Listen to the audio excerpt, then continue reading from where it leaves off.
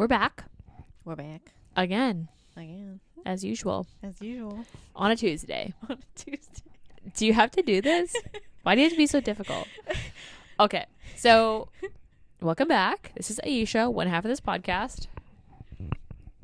This is Lexi, the second half of this podcast. And welcome to Sisters Reading Romance. This week we did book 3 of the Green Creek series. I keep wanting to call it the Wolf Song series, but that's not it. That's not it. It's the Green Creek series. And we did Heartsong Yes. by Robbie, TJ Klune. Yeah. I always Robbie confuse the last two books' names. I forget what order it is. This is Robbie and Kelly's book, and this book is told from Robbie's point of view. Never told by the... Oh, wait. No, the last one's told The by last one's told by Bennett. But yeah, the first 3 are not told by Bennett's, but all the love interests are Bennett's. Yes. Last week we did Raven Song, which is Gordo's book. And next week we're doing Carter and Gavin. Yes. This is probably my least favorite of the 3. The beginning was so confusing. Okay, I actually first wrote that. Okay, wait. cor- Let's before we go into that, let's do tropes because then we can get into it. Just get into it. Okay, so tropes are found family. Found family. Amnesia. Yeah, I can't. There's got to be a trope. I can't That think is of what it's the gotta be a actual trope.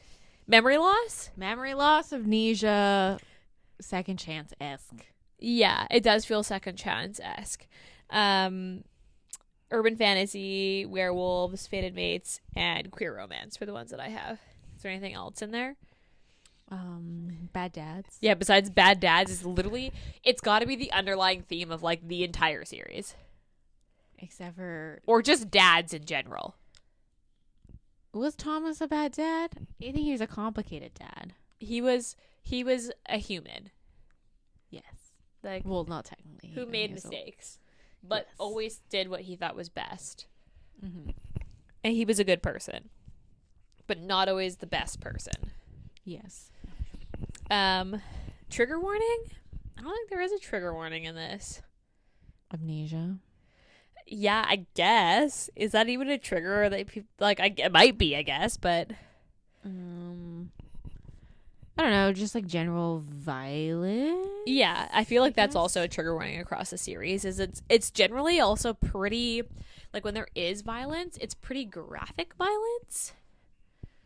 So there's that, but otherwise, I would say that's it. This had a 4.56, so this actually had a higher rating, I think, than Raven Song. No, Raven Song had... Yeah, 4.46. Oh, I thought it had a... This is a 4.56. Although this has only 15,000 ratings, so it has about 5,000 ratings less than Raven Song did. So a little bit less, but I thought that was I don't know. Do you think this was really high? I don't know. Oh, how many ratings? This has 15,000 ratings. That's a lot for an indie romance, though. Most of them have like... I guess so. 10, like, or not 10, like a couple thousand. Yeah, I guess so. I thought the 4 point... I was surprised that this was rated higher than Gordo's. Because I feel like as a character, I like Gordo better than Kelly. But this was more romancy, I guess. If you wanted a fan favorite, man. Is he though? Why? People love Robbie. Because he's not a Bennett? No, people just love Robbie. Just because Robbie is Robbie. Also, for some reason on this book, I found a lot of Joe hate. Like in the fandom? Yeah, in the fandom. They were like, Joe, of course Joe, because he's like a terrible person, wouldn't like thought Robbie would betray them. And I'm like, Joe literally just had to turn 2 of his pack into wolves. And I understand that, like, yeah, it took him a really fucking long time to get his head out of his ass. He's also the youngest of all of them. Yeah, he's like 20. He's like 25. Yeah. Because Ox turns 30 in this. So he'd be 24 because he's 6 years younger than Ox. Yeah. So yeah, because Ox turns 30 in this book. So, yeah, I did not. That doesn't. It surprises me a little. Although I don't think people I don't think people generally like Joe in this series, which is weird because I honestly am very like in the first one. Obviously, you love Joe because he's cute. You see him as like a kid. He's cute. But like I'm honestly in the other books, I'm very indifferent about Joe. I like Joe in the last book. I mean, yeah, because it's like you get Joe and Kelly in like different lights, I guess. Yeah, because it's told by Carter. That's true. Where like in this book I'm very indifferent about Joe because like the one he's not in this very much though. He's not in it very much, but the one character that pissed me off the most in this is Rico. Because he kept I understand that he was like, oh, I found them, and no, he was there when it happened. He just wasn't attacked. And like I get it, but also at the same time it's just like he doesn't fucking remember. And I understand that like I guess because he doesn't remember doesn't mean that like he didn't do it. Isn't valid because obviously it is. But it's also like they've established that it was not his fault, and Rico is still like you like he still like was like he's an evil person. Yeah. Okay, let's read the back of the book before we like truly get into it. But okay, all Robbie Fontaine ever wanted was a place to belong. After the death of his mother, he bounces around from pack to pack, forming temporary bonds to keep from turning feral. It's enough until he receives a summons from the wolf stronghold in Caswell, Maine. Life is a trusted second to Michelle Hughes, the alpha of all, and a cherished friend of a gentle old witch teaches Robbie what it means to be pack, to have a home. But when a mission from Michelle sends Robbie into the field, he finds himself questioning where he belongs and everything he's been told. Whispers of treacherous wolves and wild magic abound, but who are the traitors and who the betrayed? More than anything, Robbie hungers for answers, because one of those alleged traitors is Kelly Bennett, the wolf who may be his mate. The truth has a way of coming out, and when it does, everything will shatter. So the thing that's confusing about this back of the book, is that the first two paragraphs in this, it kind of implies that it starts during Wolf Song. But it doesn't. It doesn't. That's why I was so confused at the beginning of this book. Same. I'm glad that you thought that too. It's honestly like my least favorite part of the book is because at the beginning I was the first 100 pages, what the fuck is going on? I'm so confused. Like, because you get the hints that like the kids are like, oh yeah, you were happier last time, and he's like, last time, like I never left, like before a mission. And the kids are like, no, when you were here before, and he's like, oh, like sure, okay, but he doesn't actually remember, so he assumes he's been there this whole time. And this back of the book is told as if Robbie is talking in that first 100 pages of the book, where he's like, he thinks he's been there the whole time and he doesn't actually know that he's like lost his memory, that like they took it from him. I guess I just like when you read the back of the book, I was like, it kind of like implies like that it starts during Wolf Song. Yes, because you already kind of know his backstory, because he's like a big portion of like, I wouldn't say big portion, but he's like a significant character in like the last half of that book. Yeah, as like the new member of their pack. So, yeah, the first 100 pages, that was my first note on this book, is the first 100 pages, I was so confused. I had no idea where we were in time.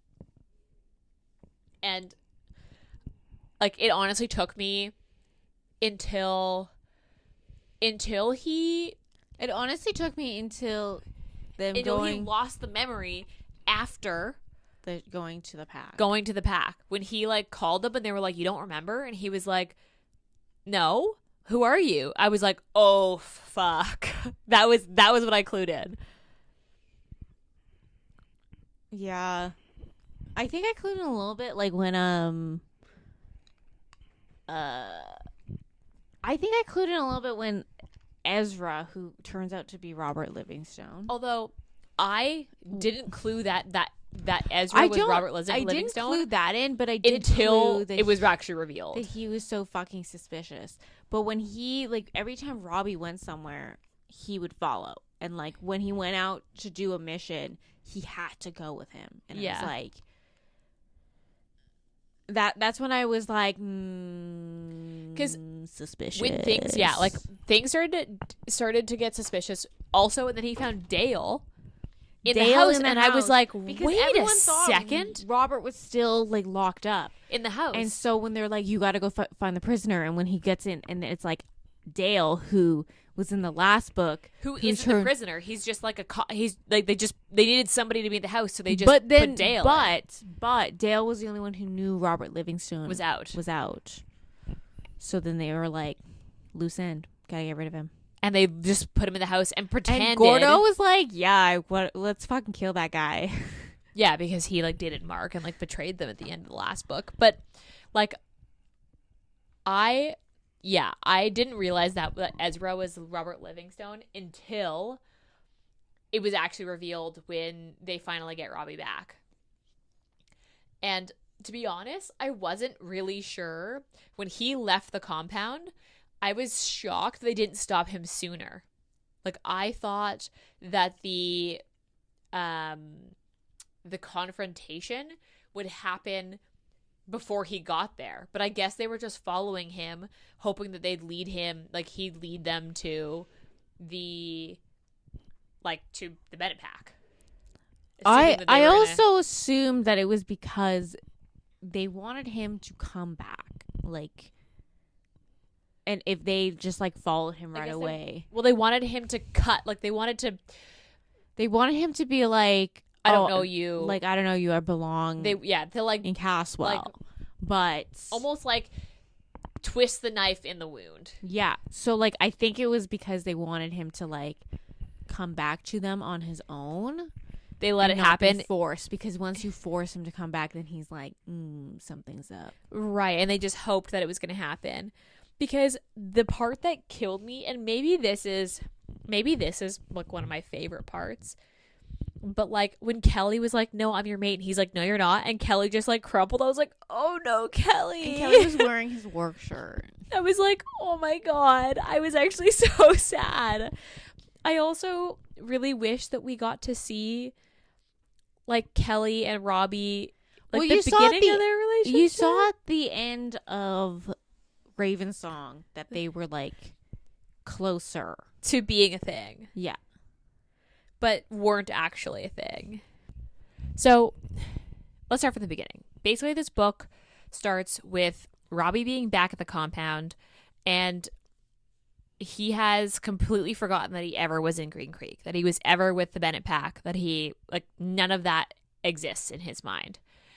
Or even like right before, so like when Michelle would send him away to different packs and stuff. Like, it's basically as if this is the first time he's been there, and that's it. Like, he arrived recently, and all that he remembers is the time that he's been there. Because he's gone 18 months? Almost 2 years? No, I think it's like 13 months. Okay. Just over a year. And they basically... Yeah, like, he doesn't remember anything. And you don't clue in for quite a while. Like, as the reader... I think, like, as the reader, I was just fucking confused on, like, where we were. Too. Because, like, I expected, like, basically this to pick up literally right where Ravensong ends. Agreed. And you see, like, the progression of their relationship. Agreed. But... Or, like, and then maybe... And I thought... Like, and the thing is, like, I also thought... A year or two later? Yeah. Because they made... I think it was like 3 years later. This is because it's 2 years before they're actually mated, and then a year he's been gone. Yeah, so that's like 3 years. This is like 3 years after. Because, like... Yeah, it was like 3 years. Because Ox turns 30, he was like 27. Yeah, at the end of... Because Gordo's book literally takes place like immediately after. Yeah. Like, it's within the next year that Gordo's book takes place. Mm-hmm. So, like, yeah, this is like 3 years later. So, okay, at first I thought that I was just dumb, but I'm glad that you also were confused because I wasn't sure if I was just like not, like, I just like didn't get it. Or I thought we would get like kind of like how the other books had an overlap and also those flashbacks. So, yeah. Well, which you did technically. Ox, you start from when he's a kid. Although in Gordo you kind of do too, and then you get flashbacks in Gordo's most of the time. But like I thought that was gonna be Robbie's. I thought we were gonna get flashbacks to like when he started in Green Creek. And I think that's why I was so confused, because you did get flashbacks, but they were when he was like a kid, which is what made me think that Green Creek almost hadn't happened yet. I did like the ones where he was a kid and you got to see his mom. Yeah, but it was very confusing, because basically he ends up like realizing that something is kind of wrong because he's seeing things. The thing is like they're altering his memory. So basically Robert Livingstone, who he knows as Ezra, is like under an alias, basically altering his memories like he did with, because was he cutting them out? He was cutting them out. Or was he putting new in there? No, because he couldn't figure out how to put new ones in there. He was just like, cutting them out. He just like decided to cut it out, and he just decided to like convince Robbie that he was lost when, like, basically for that section of the memory that is blocked that he doesn't realize is like not there. He was like, you were lost and we found you. Yeah, I found you and now you're here. Because he continues to cut memories out. Like he's like basically like trying to rationalize in his brain why he doesn't remember. Basically, because he was like years of his life. He was like just younger than Ox. Yeah, like, he's just younger than Ox. He'd be missing like 5 years of his life. Yeah, because he doesn't. And also, like, from him arriving in Green Creek to then him getting like abducted, basically. Yeah. Or like, yeah, kind of abducted. Because he basically kind of figures it out, realizes something's wrong, but isn't quite sure what's wrong, gets out, meets up like with Shannon, the Bennetts. Well, it all starts because he goes to this tiny pack. It was like 5 people tops. Yes. And she's clued in. She knows that it's Robbie. She instantly knew, like because she took an Omega and he dropped the Omega off. So it was like he went to go check on a pack that quote unquote wasn't communicating with the alpha of all, with Michelle. Yeah. And so we went to go check on this pack, and she kind of like clues him in of like, when you're ready to get out, you call me. And so he had her number saved. But then Ezra took his memory. Ezra took his memory, but he still realized he had the number. Like, he still knew he had the number. He didn't know where it called. He didn't know what it did. He didn't, like, but when he was feeling like, I don't know what's going on, like, I feel like people are hiding things from me. Which they were. I feel like I'm going crazy. He called her, and she was like, so you're ready? And he's like, who are you? Like, ready for what? Yeah, because I honestly, so when he found the journals in the office and he took the one and the other book fell behind, I thought that book was going to come full circle. And it kind of does in the end of this last book.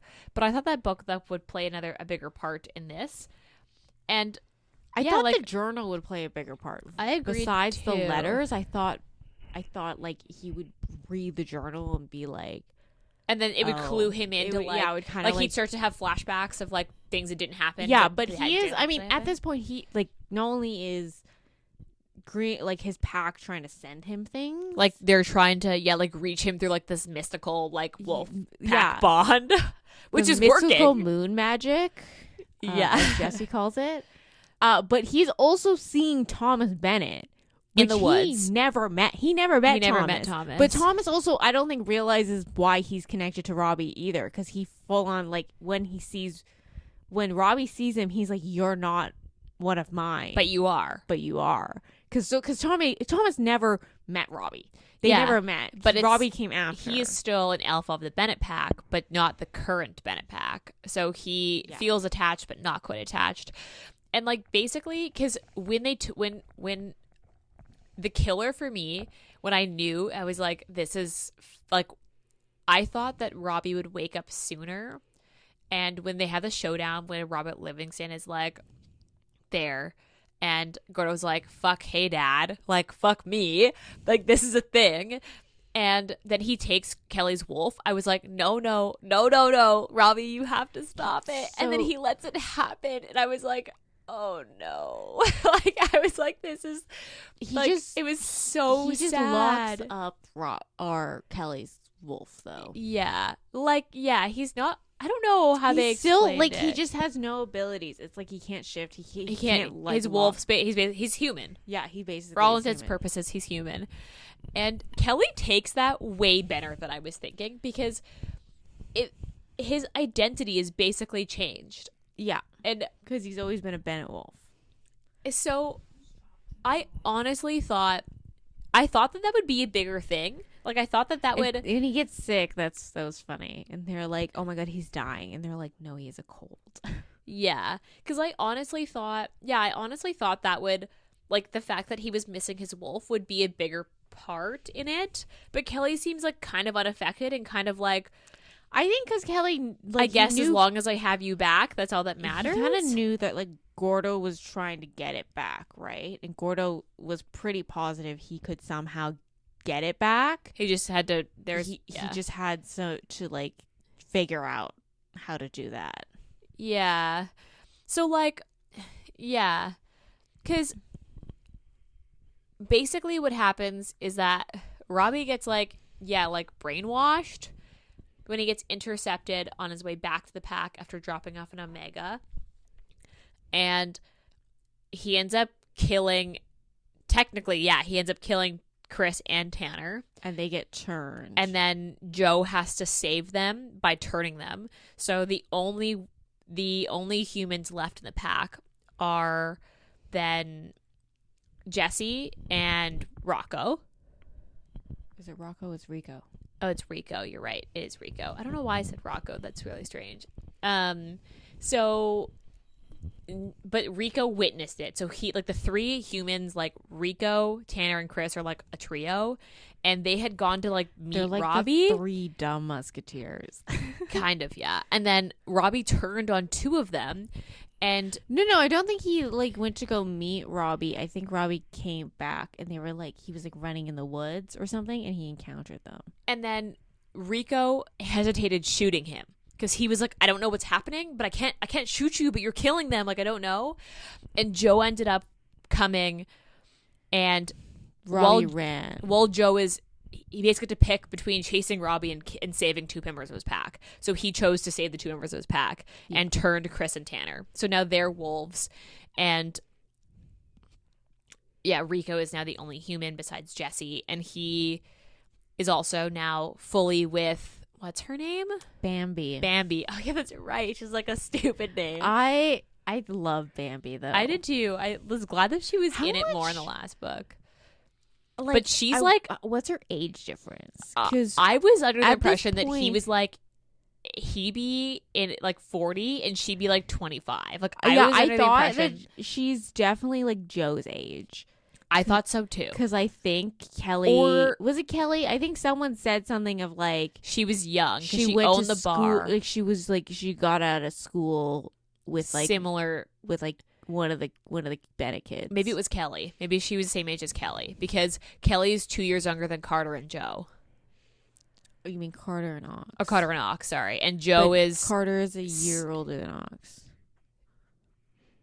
No, Carter, they're the same age. I think he's a year older. No, they were in the same classes. Okay. They went to, because Carter went to university and Joe was done school. So I'm pretty sure she must be, I think she's either Joe's age or Kelly's age. So she's young. Yeah. I read that as like quite a significant age gap, to be honest. Yeah, because I think Gordo noted he was like he liked Bambi, but he was like, ugh. Like, yeah, I do remember that.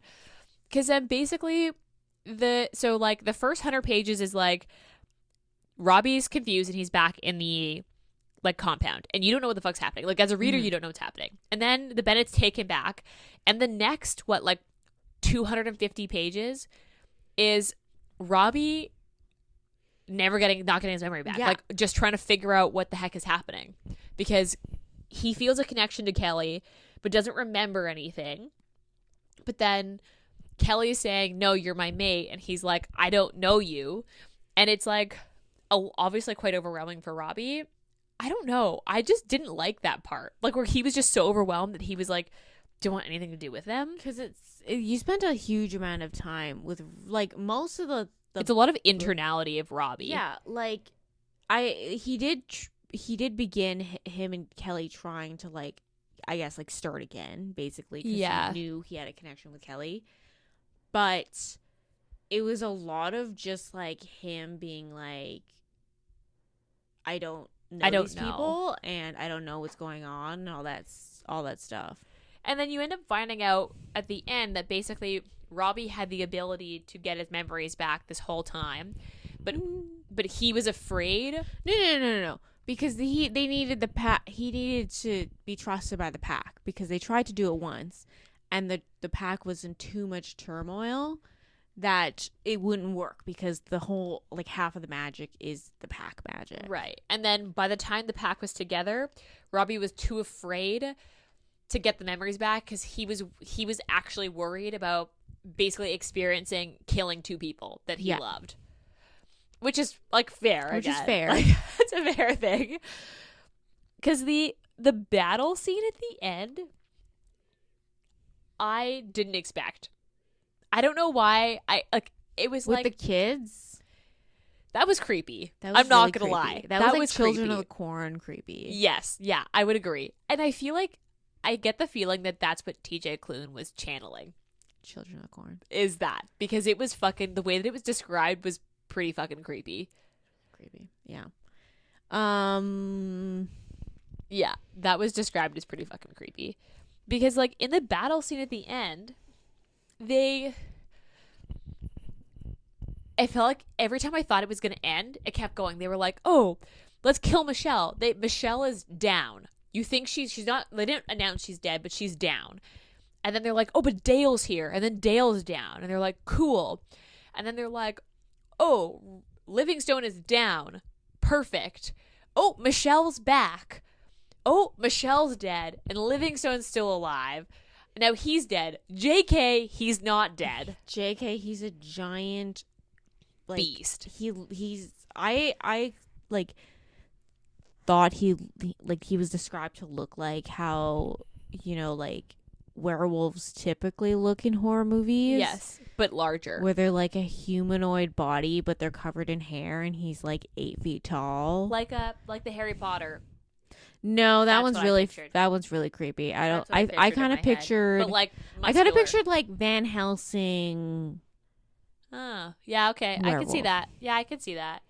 Cuz I don't know.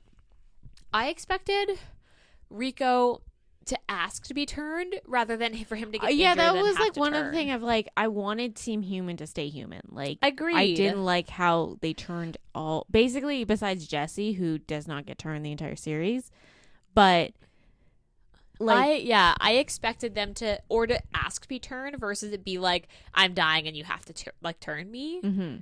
Because I thought it was like a really high risk that they might not make it.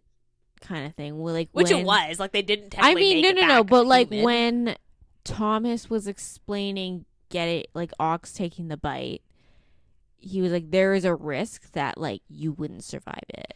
I mean, I also think that the reason it's different is because they're already pack. Like they're humans but they're already part of the pack, so I'm assuming that risk would then be lower based on the fact that they're like they already have pack magic in them because they're already pack without being wolves. Yeah. So I assume that would play a part. But yeah, I just didn't expect like the battle scene at the end was actually really good. I wish it came sooner. Do you know what I mean? No. Because I wish that you had more at the end of more Kelly and Robbie. Yeah, I do wish it didn't end like right after the battle. Basically what happens is like Livingstone is like killing Carter. Gavin turns from the Timberwolf. We then learn his name is Gavin. And that he's Gordo's half-brother. Yeah. He's the mistress's son. And he says he'll go with Livingstone as long as he leaves the other ones alive, like everyone else alive. Yeah. And they run off, and that's what the book ends. Well, they come back. They go back home. And Carter's devastated. Carter's devastated, but because like he finally in that moment realized that that's his mate. Yeah. Which like Carter. to be fair, that is kind of on par for his character as a whole. Is on par for, and also, we'll get into this during Brother Song. I'm gonna keep my thoughts for Brother Song. But it is, it does. It is very like on par for Carter as a whole. Yeah. I mean, okay, what would you say your favorite part is? I think my favorite part is when so Kelly is asexual. Yeah. Oh my God, Kate. He describes him as ace, and like Robbie didn't know what that meant, so he's like, because they're like, he was taking a shower because he hadn't showered in a couple days, and it was when they're in the bathroom, and Kelly was explaining to him like, oh, I'm asexual. And then Robbie's like, so how did that work? Yeah, he's like, did I like force you to have sex with me? But like, Kelly was explaining this to him, and Ox is outside, and obviously Ox can hear like everything, and then Robbie can hear everything Ox is saying. And Ox says something, I forgot what the exact same, but he made like a sex joke, and only Robbie could hear it. And he was like, oh, fucking Ox, like, don't say that. And he was like uncomfortable, and he was embarrassed. And then Kelly was like, what's going on? And he's like, nothing. Okay, I was gonna say my favorite part was the fact that they had a character that's asexual, because I feel like you never really never get that, and in particular in romance, because sex is such a big part of it. And I guess like a lot of people, like, their relationship is still super like tender, and like they still have intimate moments. It's just different. It's just not sexual. Yeah, and because like they do have sex. It's just like, they do have sex, because obviously Kelly understands that is, and like it's not that he can't enjoy sex. Yeah, it's just not that it doesn't that he needs. It doesn't do anything for him. Like it doesn't. He doesn't have the need to be sexually satisfied. Agreed. Yeah. So like, I just thought that was like, as a whole, such a great representation to have. Also, that the in thing is like, when he said that, I was like, oh, that like, just by like all the encounters you had, in particular the one there was like with Ox and Kelly, Ox and Kelly, and Kelly kind of explaining to Ox about like, he's like, I kissed a girl, sexualities, and like looking back, I was like, okay, that does make like, it does track with how the interactions with Kelly were with topics of like sex and relationships. But yeah, I thought that was like, I was like really nice to like, not only was he asexual, and two, I thought that scene was really cute and funny. Yeah, I did. That was my favorite part, is the fact that they even have a character that's asexual. I thought that was just like very refreshing and just like nice to see. Yeah, and nice to see it still be like such a loving, like, it was just a great relationship. Yeah. That was just my favorite part. What's your least favorite part? The beginning. I was just the 100 pages where you're fucking confused. Fucking confused. I literally was like, there were moments that I was like, maybe am I reading the wrong book? Like, I was like, oh, like you thought that you would mix them up, and Brother Song was actually no. I thought I was reading it, and I was like, there must be something fucking wrong with this book, because there's no fucking way that this or that there was a like novella that I was like, something. What the like what I like the entire time I was like, what the fuck is going on? Like, I was like so ready to give up at some points. So I think, thinking about it now, I think that was the point. Like, we were just as confused as Robbie. I know you're supposed to be confused, confused. Like, I almost think that was a choice by TJ Klune, because as the reader, you're confused, but you're just as confused as he is. Do you know what I mean? Yeah. Like, so maybe that was like an actual choice. I didn't have an enjoyable experience reading because you were confused at the beginning. I was so confused. I would say that's similar. Like, that is probably one of my least favorite parts, the fact that I was like actually like genuinely confused in the first 100 pages. But I would say that my least favorite part was actually Rico being turned, because like I just was like really hoping that wasn't how it was gonna work out, that he wasn't gonna be like dying, and they were like, oh god, we gotta turn him. But I mean, like, it was kind of like mirroring how he was. Like, he was mad at like Robbie, and then Robbie saves him by calling Joe. Yeah, or was it Ox? It was Ox. Ox turn. Ox turns Rico. So, okay. One thing that I will say, I also didn't disliked was Ox's character kind of like, you didn't really get the Ox you met in Wolfsong. In this book. In this book, he really turned into this, like, Jesus werewolf. Yeah, that was... And he was very, like, let's calming. Talk about that for a sec. And, like, what's the term? Like, not even, like not strong silent type calming. Like weird yogi calming. Yeah, like, he was... like, I don't know. His character was, like, really weird. Like, he really, like was... Like this kind of godlike character. Yeah. Like he was like strange. Like I thought that was like really weird because I was like, did something like happen to Ox, or just like did they just decide to go a different route with his character? I think he just was coming into who he was as an alpha. I know, and but I think like, but then Thomas was always kind of like that too. Kind of just like weirdly evasive and like, oh, you'll find out eventually. And you're like, well, just tell me now. Like, I really appreciated the moments of, like, when Ox really, like, wasn't in that alpha mode, I guess. And he, like, was, like, cracking jokes. In particular, there's, like, I don't remember if it was Brother Song or this one where he was, like, making a sex joke about Joe. And Carter was like, I never want to hear that. That was in the next book. That was because, Song. Like, I love those moments with Ox because it was like, that's the Ox that I remember. To be fair, and in particular, the Ox with his like this like. To be fair, these books are all pretty serious. Like, they're pretty serious. These books are all like generally like, I don't want to call them heavy because I don't think that's the right word. I mean, I bawled my ass out in the first and the last one. So when Robbie said that he didn't remember Kelly. I actually cried. I cried when Robbie's mom died, and the reason I don't remember if I did. The reason he wears the glasses because they were his mom's glasses. His mom's, and Gordo keeps making a comment of like, you don't even fucking need them, and it's like, yeah, because they're like non-prescription glasses. What was weird to me was that Robbie and Gordo ended up having this weird brother relationship. It was that I was cute. not anticipating. I thought it was cute. I also like the fact that he lit a car on fire and he didn't know how he did it.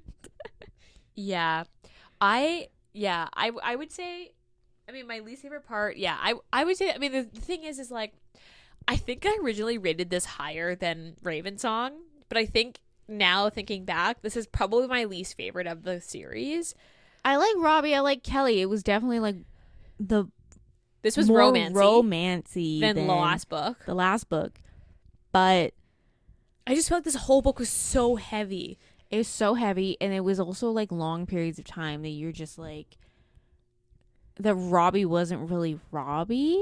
Yeah, or didn't feel like the character that you like, knew. because like the entire time he doesn't remember who he is, so he's kind of like, either he's like, oh, I'm just trying to get out until, or like try to get past so then I can go home to East, and he's like trying to convince them to let him go home. Yeah, or he's like, I know that I was a Robbie with them before, but I don't know if that's Robbie. The same Robbie as I am right now.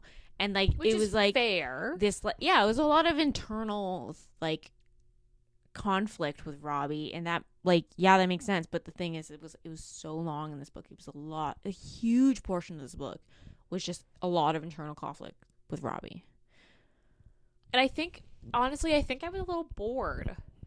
Like, more so than I was with Gordo. You do get a lot of Gordo and less Mark. Like, you get more Kelly in this book with Robbie than you do Mark with Gordo. But I also feel like a lot of this book was just Robbie and just Kelly. Like, I felt like in Gordo's you got a lot more of the other characters. I guess. I don't know. I don't know. I don't know why this was like, maybe just because it was also so heavy. Like, I just feel like as the two characters of Kelly and Robbie, they're not like funny characters. Like, they're more serious Robbie's people. Funny. Kelly not so much, but Robbie's funny. I guess so. Yeah, I don't know. So, I mean, Kelly is definitely like a cinnamon roll. Like, he is the definition of a cinnamon roll. Agreed, yes. What's your rating? Like, what'd you rate this? I give it a 4. I gave it a 5 originally, and I think this is a 4. I think that, like, realistically, this is a 4 for me. See, the problem, and I said this in the last one, Wolfsong was such a peak that, like, I was kind of worried going into the last book, but we'll talk about that in the next episode. I just feel like this one the last two just didn't meet up with, because, and also the thing is, I think, because Ox is such a character that I've never encountered in a romance as a main character that you're only reading their perspective of. Right.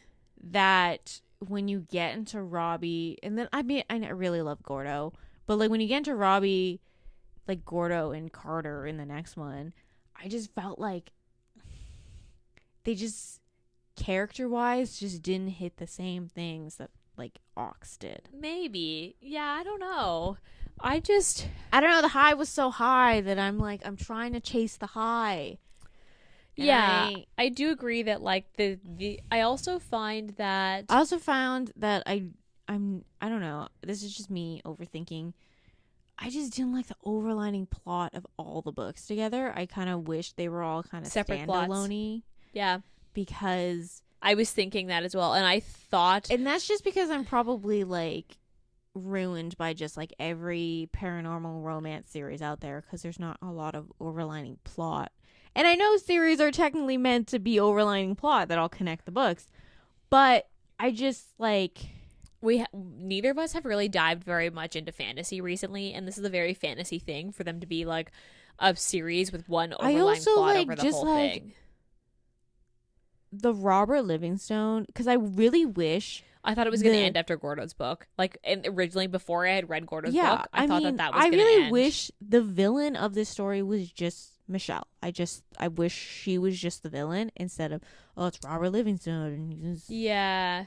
Also, this is just a nitpick. He never explained what he lost and what they took from him.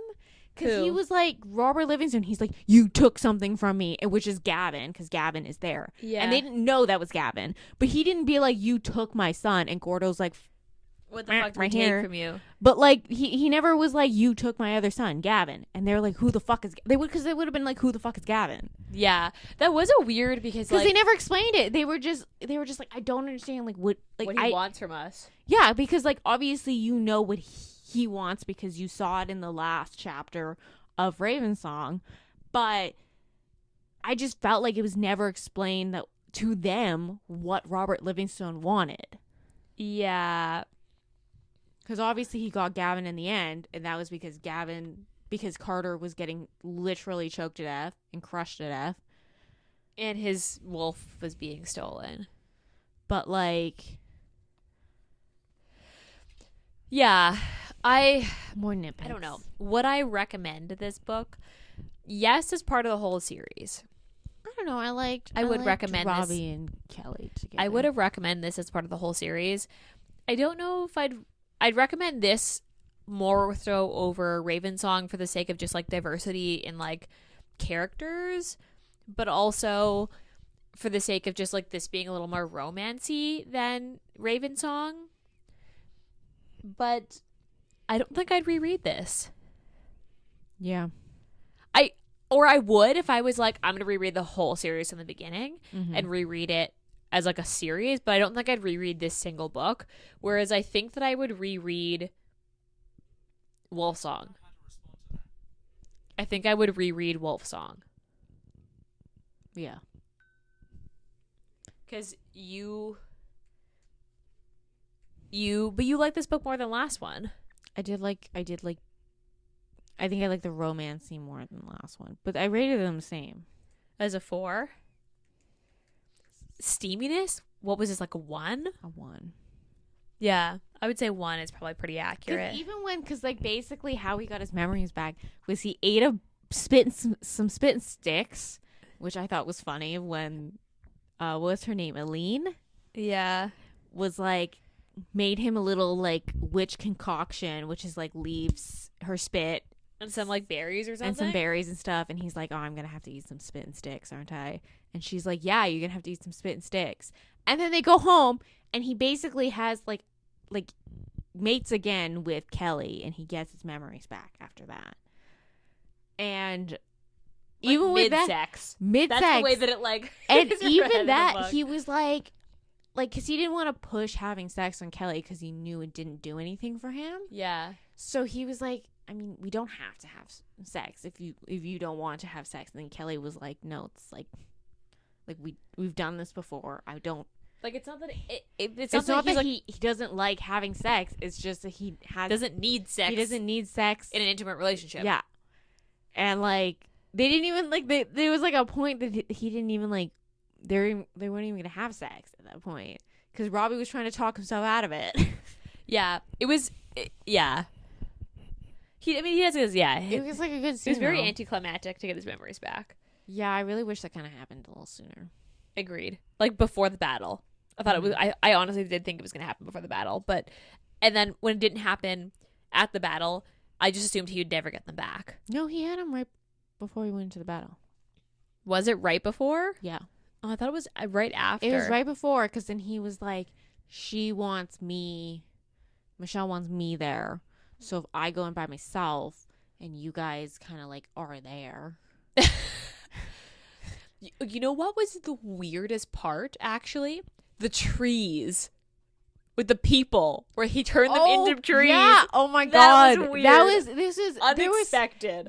This was the thing is, I think he was trying to have horror aspects in the book. This did, but then with the kids and then the trees, and I was like, but where is I this think going? the trees didn't hit like, because it was just very unexpected. But like the kids with the like glowing, that was fucking creepy. The kids are fucking creepy, and then that one kid that was the Omega that gave to the other pack, and then that kid like killed this entire pack, and then also had a bunch of other kids beat the shit out of their alpha, and she literally had to like ran to Green Creek, to like die. It was weird. The tree thing was weird because the kid thing I get in the sense that like nobody wants to hurt kids, and like kids also, are precious, and they're like mentally unsuspecting, and they're mentally a little weaker, so you can manipulate. But the fact that he turned all the wolves in the compound into those trees that were bleeding was creepy and like just very strange. I like was not quite sure what to do with that with it. Yeah. That's just like a side note of like, I was just very shocked that like when it happened, I was like, what? I actually had to reread the scene and I was like, what is happening? But then the fight scene went kind of normal, which is, it set the tone. It was just, it was good, but it was good. The tree thing, a lot of people getting thrown into buildings, and the tree thing set the tone very differently than what the fight scene actually ended up being. Yeah. That just a random side note before we wrap up. Okay, now any last words? No, I think I'm ready to discuss Brother Song. I'm excited to talk about Brother Song because I liked that one, and it's different than the other books in the series. Yeah. So then, as usual, you can find us on Instagram. YouTube. Yeah, YouTube. We also do have a TikTok, but there's not much up there. We're generally on Instagram more often. You can email us your book recs. We're trying to plan for the summer reads right now, so if you have any recommendations, send them our way. Otherwise, we'll be in your ear holes next week with the last book in this series. Bye.